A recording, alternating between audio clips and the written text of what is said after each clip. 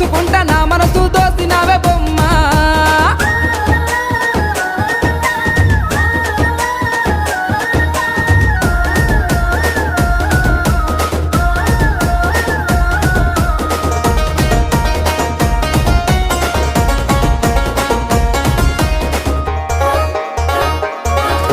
నింగిలోని సుక్కల్ని తెంపుకొని వచ్చి